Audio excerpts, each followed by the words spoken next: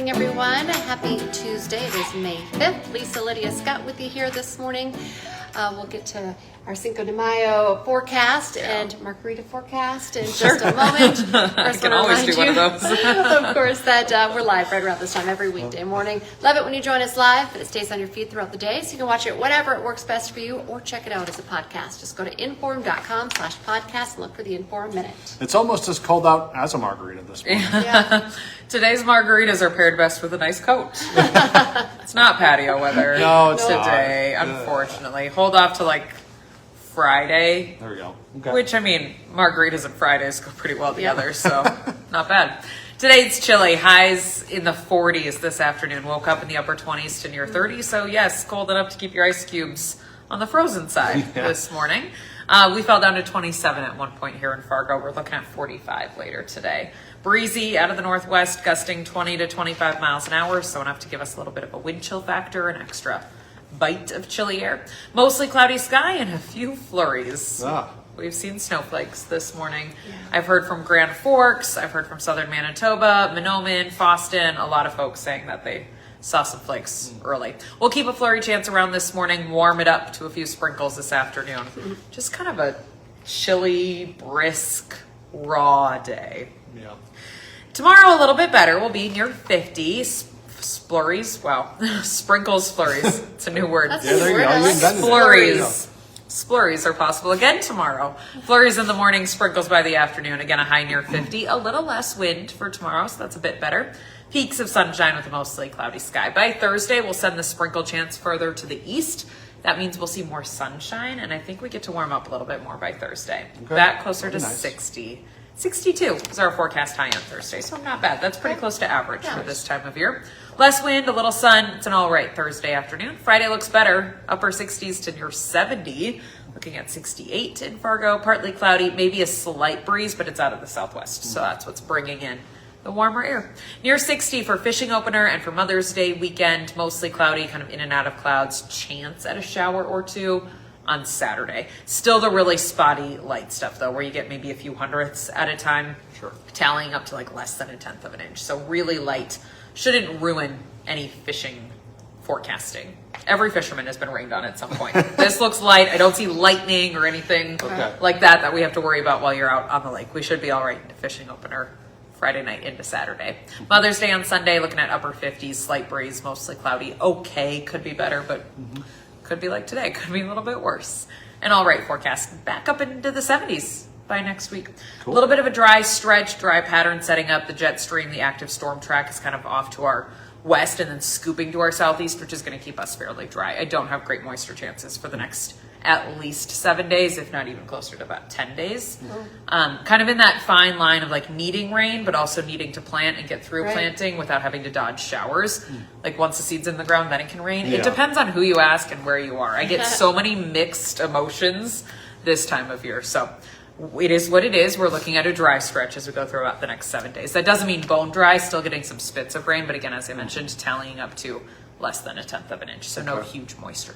All right, that's all. Alrighty. Thanks. Okay, the Cass County State's Attorney's Office says 27 minors have been referred to juvenile court accused of using Snapchat to create and distribute sexually explicit images. The investigation started in April of 2025 when a West Fargo school resource officer was made aware of an explicit image using the face of a middle school student. Then in September, more than 50 phones were seized as part of a search warrant at Davies High School. Some of the images in question are AI generated, but others use real photos. The State's Attorney's Office will now determine if charges will be filed. 2 brothers are facing federal drug and money laundering charges in North Dakota. Alexander Santillanes and Jermaine Santillanes are accused of sending 10 large shipments of meth from Arizona to Gwinner. Prosecutors plan to ask that both men be held in custody until their trials because they're concerned that they could flee. If convicted, they could face anywhere from 10 years to life in prison. Today, the finalists for the next Fargo police chief were supposed to be interviewed, but instead there's just one candidate left. Fargo's interim police chief says he's honored to be a finalist for the permanent position. Travis Stefanowicz is the only candidate left in the running. 4 people initially applied for the job, 2 dropped out. The committee will interview Stefanowicz on Thursday. City administrator is expected to present him as the preferred candidate to the Fargo City Commission next Monday. For the first time in state history, the Minnesota State Senate has passed a ban on the sale of assault-style weapons and high-capacity magazines. The ban is part of a larger omnibus bill that includes new funding for mental health programs and school safety. The bill passed in a 34-33 vote along party lines. Democrats say the bill will help prevent future tragedies like the Annunciation school shooting and the attacks on state lawmakers last June. Republicans say this new restrictions on guns are unconstitutional and a poison pill in an otherwise good bill. Governor Tim Walz is expected to sign that bill if it does reach his desk. However, it will first need to go through the Minnesota House of Representatives, which is tied in a deadlock between the GOP and the DFL. Fergus Falls native Chris Tungseth wowed the judges again on American Idol, but unfortunately, his American Idol journey has come to an end. The field was narrowed from 5 to 3 contestants, and Chris did not make the cut. Of course, we've had so much fun on First News. It's been great.